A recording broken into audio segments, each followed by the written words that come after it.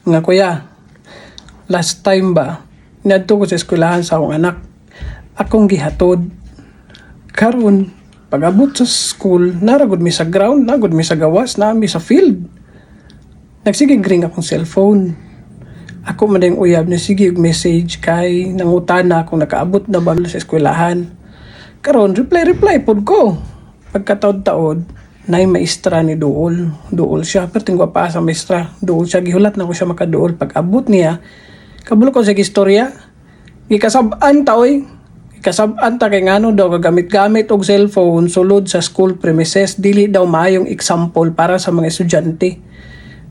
Kahilom ta, tinuod man pod gyud. Bawal ang cellphone diri kuya sulod sa school campus. High school na ganito siya. Bawal sila magamit, magdala og cellphone sulod sa school. Apil ang mga maestra obedient pod wa kay makita nga maestra kagamit-gamit og cellphone sulod sa school campus. Tay nabuhat. Gawas ta sa school campus oy, pinadali. Ulawan ta. Sige lang, bye.